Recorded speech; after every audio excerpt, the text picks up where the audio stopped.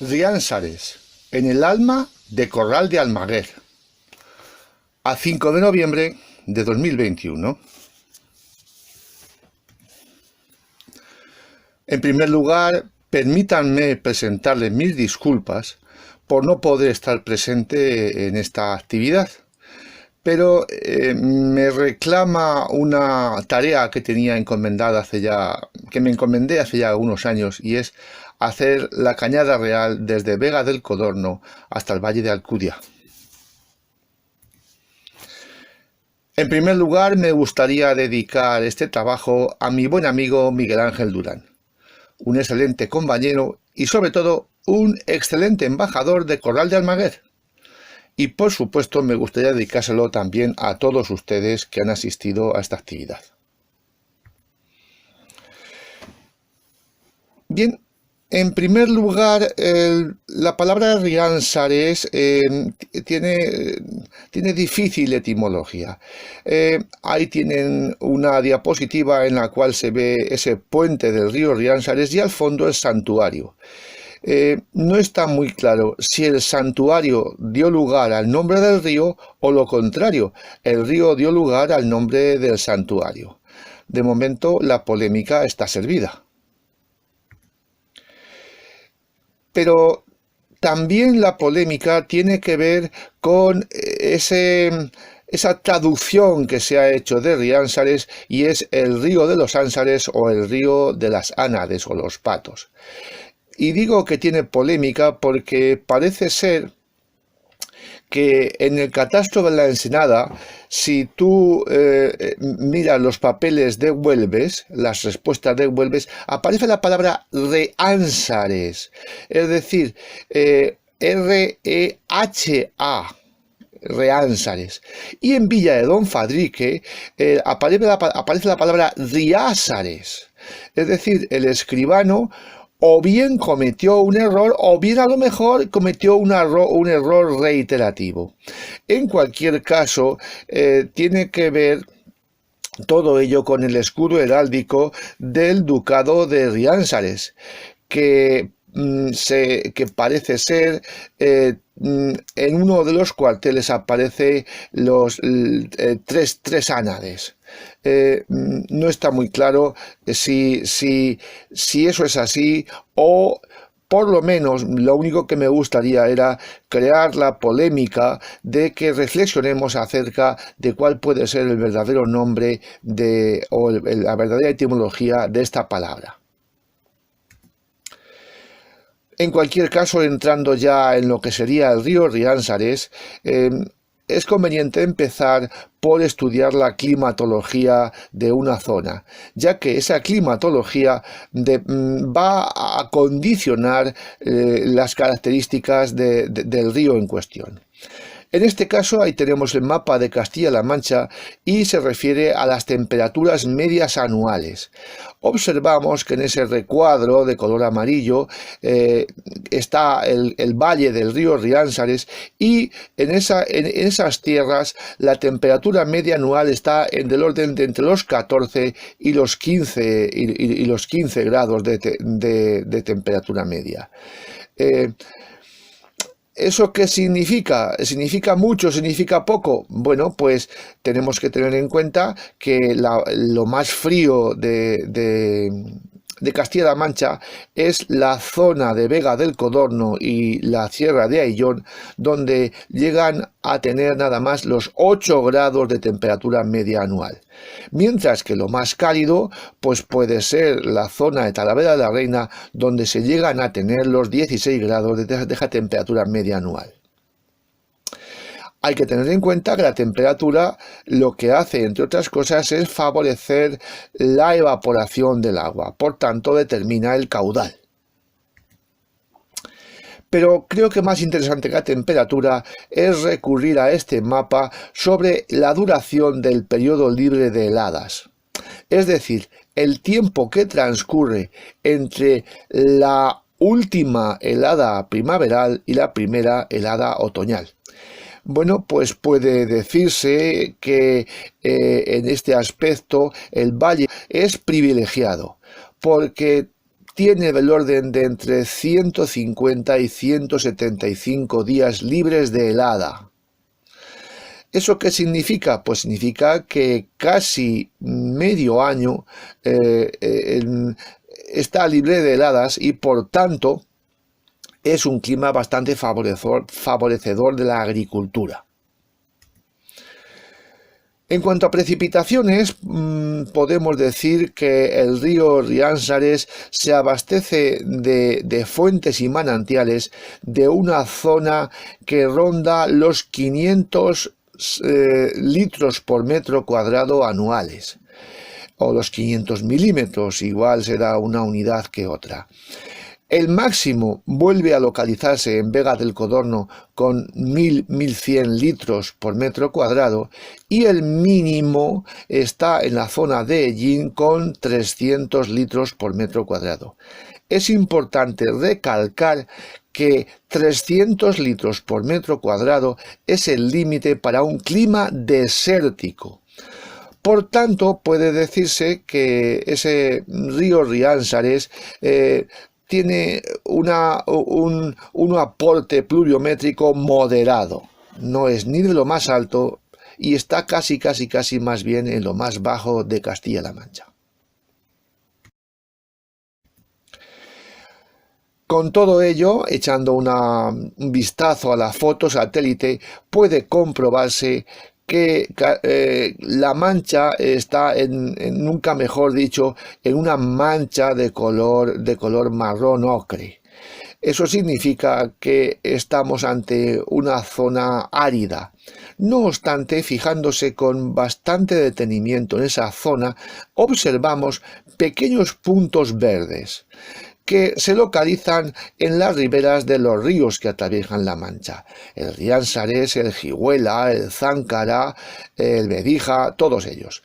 Bien, ¿qué son esas manchas verdes? Pues son oasis donde la vida se diversifica muchísimo porque tiene presencia de agua y agua corriente.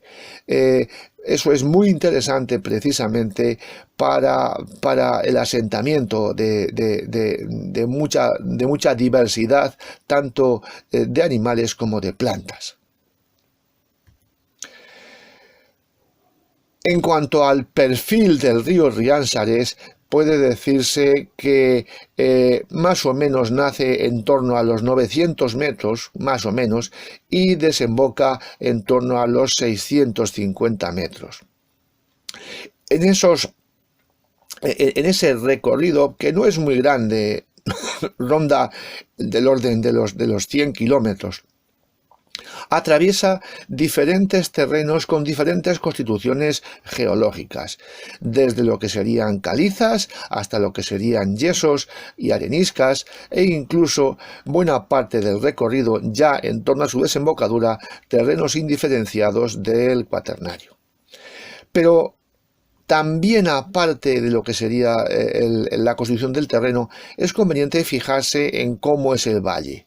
Como es lógico, es un valle al principio, en el nacimiento, con cierta oclusión, es un valle un poco cerrado, aunque en general dominan los espacios abiertos. Está claro que el estrecho de Paredes sería la parte más angosta de ese valle y coincide con cuando el río atraviesa esos terrenos del Cretácico. A partir de Tarancón, se abre la gran artesa de la Mancha con amplios valles y amplias llanuras de inundación. No existen datos con respecto al caudal, o mejor dicho, no existen datos de un periodo muy largo. Los únicos datos que la Confederación Hidrográfica del Guadiana facilita se refieren a 4 meses entre los años 2009 y 2010, correspondientes a octubre, noviembre, diciembre y enero. Por tanto, no son significativos ni sirven para dar una característica del río. Hay que atender a documentos indirectos. Tal es el caso de las relaciones topográficas de Felipe II de 1575 referidas a Tarancón. Dice textualmente: en el término de la villa hay un río o arroyo que dicen Riánsares, que lleva pocas veces agua. También ese mismo catastro, y refiriéndose a Cabeza Mesada, habla de que un molino harinero de Rodete puede moler con agua del río Riánsares, y lo hace a represas. Es decir, necesita represarse para coger suficiente caudal y por tanto mover un molino. Pero además dice que únicamente lo hace 4 meses al año: diciembre, enero, febrero y marzo, y si es tiempo de aguas, alguna parte de abril. Por tanto, se trataría de un caudal en general escaso. Pero si el río Riánsares, con ese caudal escaso, muestra su mejor cara, y quizá su cara más agresiva, está en el estrecho de Paredes. Es un episodio geológico de indudable valor, porque puede aparecer en cualquier libro de geología, no solamente en castellano, sino en cualquier idioma. Se trata de lo que se puede denominar en geología un pliegue falla o una cobijadura. Es decir, sobre un anticlinal ha habido un deslizamiento de tierras, y todo ello lo ha cortado perpendicularmente ese río Riánsares. En ese mapa topográfico se observa un pequeño detalle, y es el nombre o el topónimo que se le da a ese cruce del estrecho de Paredes. Se llama Sierra de Peña Tajada, es decir, el río ha hecho un tajo en esa sierra, y si se dan cuenta, lo que ha hecho ha sido cortar perpendicularmente a esa sierra de Altomira que transcurre de norte a sur. ¿Cómo es posible que un río pueda subir, podríamos decir, o pueda tener esa aventura de cruzar esa sierra? Muy sencillo, porque la orogenia, es decir, la formación de la sierra, la elevación de la sierra y la profundización del valle han sido fenómenos simultáneos. Es decir, que el río, a la vez que va profundizando en su garganta, la sierra, por su parte, va elevándose. Por tanto, así se puede explicar cómo es posible que el río haya causado ese episodio geológico que, como ya he dicho, es de renombre mundial. Bien, y esa cara agresiva la tenemos ahí en esas fotografías. Des en cuenta que el trasvase Tajo Segura, cuando tiene que atravesar el río Riánsares, lo hace con un paso elevado a más de 50 metros de altura. Todo eso es lo que ha excavado ese pequeño riachuelo del Riánsares, que se ha mostrado enormemente bravo en ese lugar. Ya en Corral de Almaguer, lógicamente en plena Mancha y en plena llanura, pues el río se muestra tranquilo, se muestra sosegado. Y ahí tenemos dos curiosas fotografías que están tomadas desde ambos lados del puente del río Riánsares. Del puente hacia arriba, la vegetación puede decirse que es autóctona, mientras que del puente para abajo el río Riánsares tuvo que ser canalizado. Por tanto, la vegetación pues no existe, está toda ese hormigón que tiene ese cauce artificial impide el nacimiento de esa vegetación autóctona. Y otro episodio interesantísimo desde el punto de vista biológico es la desembocadura del río Riánsares en el Jigüela, allá por Quero. Se llama el lugar o el paraje las lagunas y albardinales del Jigüela y Riánsares, que por cierto están protegidas. ¿Por qué necesitan de protección? Porque estamos hablando de una zona húmeda en plena Mancha de un indudable interés biológico. pero no solamente de interés biológico por la existencia de muchas especies, tanto de animales como de plantas, sino que una zona húmeda lo que hace es amortiguar los rigores climáticos. Es decir, ni los veranos serán tan tórridos, ni los inviernos serán tan fríos. Una zona húmeda es uno de los mejores sistemas para evitar esos saltos de temperatura. Todo tiene su contrapartida. Una zona húmeda es propicia para el desarrollo de enfermedades palúdicas. Y así se tuvo noticia en 1866, donde precisamente se habla de que el río Riánsares, a su paso por Corral de Almaguer, es un foco de grandes paludismos y por tanto de enfermedades bastante perjudiciales para la población. Ese paludismo se debe a esos microbios que inocula el mosquito Anopheles, que por cierto tiene que ver también con la malaria o las fiebres palúdicas, ¿no? Que curiosamente se comienza a hablar de ellas 30 años después de la noticia. Es decir, se tiene la noticia de que es una zona palustre y una zona enfermiza, pero no se sabe el causante de la enfermedad hasta 1880 y se empieza a estudiar el vector, que en este caso sería el mosquito Anopheles, nada menos que en 1898. Es el primer tratado de esa transmisión de la enfermedad. Y todo ello determinó uno de los episodios históricos quizá más interesante del Corral de Almaguer, y lo protagonizó el infante don Francisco de Paula Antonio María de Borbón y Borbón-Parma, que era el hermano pequeño de Fernando VII y por tanto hijo de Carlos IV. Allá por 1803 y 1804 le llegan noticias al infante de esa terrible enfermedad que aqueja a Corral de Almaguer por la situación de aguas encharcadas. Y entonces el propio infante, costeado por su cuenta, lo que hace es drenar un espacio de 25.000 varas, es decir, más de 20 kilómetros, para que el agua pudiese correr y evitase ser estancada. Eso antes y después de la localidad de Corral de Almaguer. Pero eso no fue gratis. Es decir, el infante no lo hizo por altruismo. Todos los dueños de parcelas agrícolas que estaban en la ribera del río Riánsares se comprometieron a dar un diezmo. Es decir, se les juntó dos diezmos.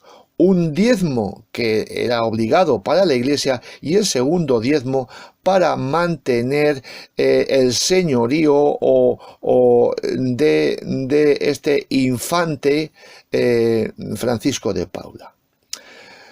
Años después, ya en 1858, Francisco de Paula promueve un corte de esos árboles que se repoblaron, porque también a lo que sería el drenaje del río se unió una interesante repoblación de ribera con árboles que lo que hacían era frenar o tenían el objeto de frenar esas grandes riadas. Bueno, pues esos árboles crecieron y Francisco de Paula en 1858 promovió un corte de ellos, porque era una madera bastante buena para carpintería y para construcción. Por tanto, entonces obtuvo ya un primer beneficio aparte de los diezmos que anualmente pagaban los labradores. Pero esto no acaba aquí. Ya desaparecido, porque había muerto este infante, y todo ese señorío o esa dominación del infantado pasó a sus descendientes.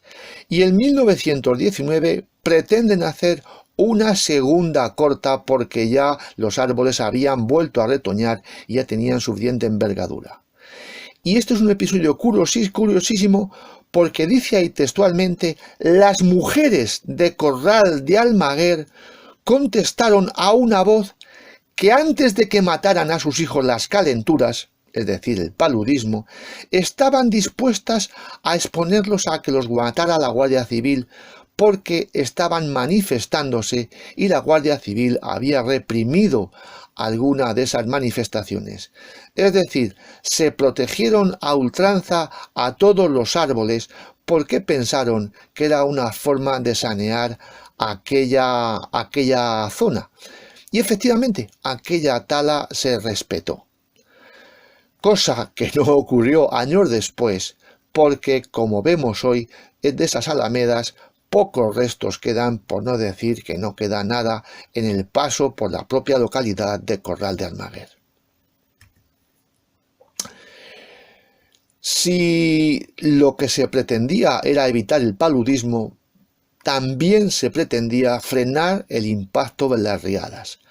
Al situarse Corral de Almaguer en una llanura de inundación y ser el mismo valle del río Riánsares, cualquier inclemencia meteorológica, cualquier periodo de temporal podía inundarlo. Así ocurrió en 1895, en esa noticia que dice que en Corral de Almaguer el vecindario está más tranquilo con la esperanza de que Diputación y Gobierno no abandonen a los damnificados de esa catástrofe. Se está refiriendo a que se habían perdido no vidas humanas, pero sí vidas de las caballerías y sobre todo de los animales de granja y los animales de la ganadería que daban sustento a buena parte de las familias de Corral de Almaguer. Ahí vemos dos fotografías tomadas años después donde se ve esa gran inundación en esta villa. ¿Y esto por qué es así? Pues tendríamos que remontarnos a la era terciaria entre 60 y 50 millones de años. Ahí vemos que La Mancha no es ni más ni menos que una gran laguna interior de España. Esa laguna se pudo vaciar porque España basculó hacia el levante y por tanto se pudieron vaciar esas aguas a través de los cauces de los ríos. Cauces que hoy se mantienen con los ríos Riánsares, Cigüela, Guadiana, etcétera, etcétera. Bien, ¿qué es lo que hacen las aguas? Pues las aguas no hacen ni más ni menos que recuperar lo que la gente le ha usurpado. Y en el momento que hay una tempestad, pues hay una gran inundación, porque las aguas intentan recobrar lo que les corresponde.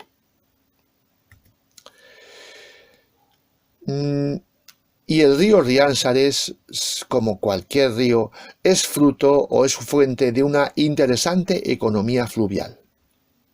Volviendo al Marqués de la Ensenada, dice que en el Corral de Almaguer hay hasta 7 molinos fluviales que pueden moler entre 5 y 6 meses, porque es el periodo de caudal, y por tanto pueden llegar a tener para ello entre 2 y una piedra, entre 2 pares y un par de piedras.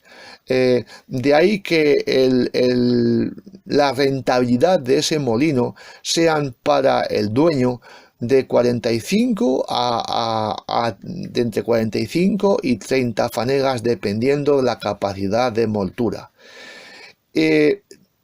Un poco menos la mitad le corresponderían al molinero, que era realmente el rentero.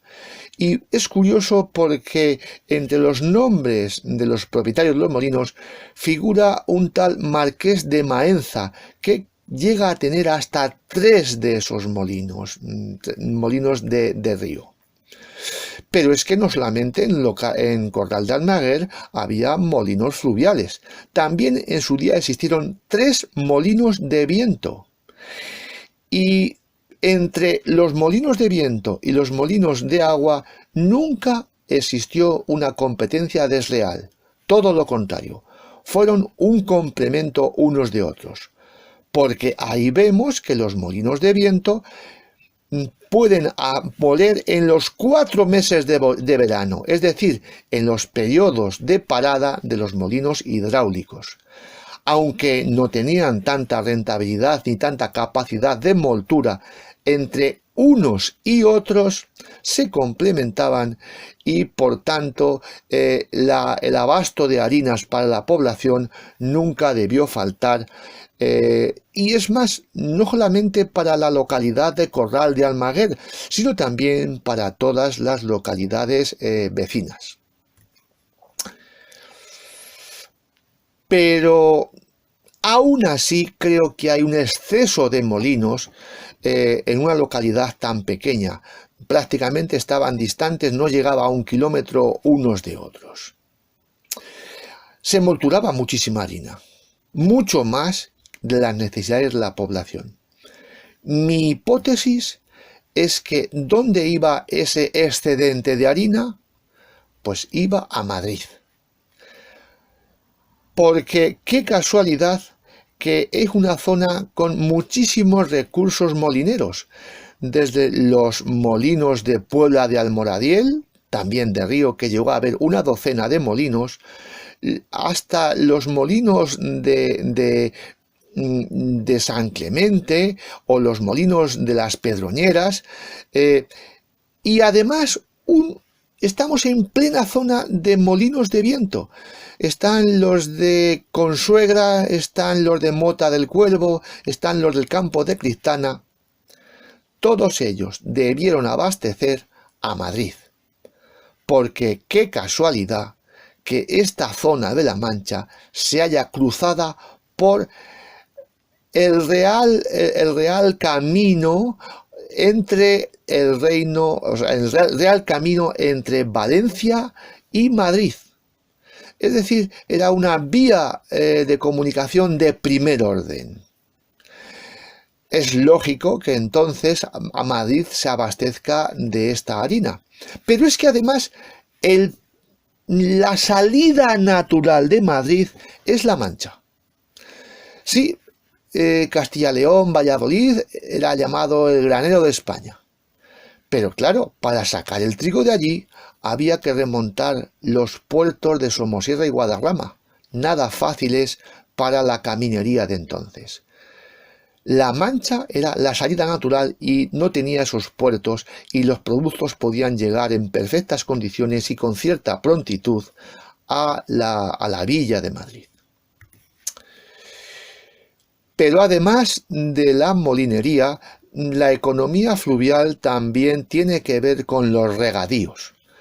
Ahí tenemos un boletín oficial de la provincia de Ciudad Real de 1882, en la que se concede regadío para 74 hectáreas en la finca Guisasola, que está en la ribera y está al sur de Corral de Almaguer, prácticamente ya fuera casi del término. Y está también muy cerca de la Cañada Real. Bien, pues la economía fluvial también se basa en esas fincas agrícolas que en ese momento, por el aumento de la población, proveen de productos de regadío. Téngase en cuenta que mucha parte del producto sacado de estas fincas era la remolacha azucarera. Estábamos a punto de perder las colonias de América, y entonces ya paralizó ese tráfico de ultramar del azúcar que venía de Cuba y las colonias de América. Y no quisiera yo que el río Riánsares saltase a la prensa por noticias como esta. En 1982 se habla de que Corral de Almaguer se ve expuesta a un vertido incontrolado de industrias de la zona. También en 1994 se habla de otra contaminación del río Riánsares. Pero si grave es la contaminación por vertidos incontrolados, quizá más grave sea el exceso de pozos ilegales que se abrieron en unos cuantos años. En 1995 ahí tenemos esa noticia de un expediente sancionador por la abertura de pozos ilegales en Villa Cañas. Pero es que en cuestión de un año pueden formularse 15 o 20 expedientes de estas características. Tan grave, repito, es la contaminación del río como el exceso de pozos que no hacen sino minar ese caudal y reducirlo a unos mínimos por debajo, como es lógico, del caudal ecológico, hasta casi dejarlo el río absolutamente seco. Bien, esta ha sido mi exposición y ahí tienen la bibliografía que yo he manejado para poder prepararla. Muchas gracias por su atención y les pido disculpas nuevamente por no hallarme entre ustedes.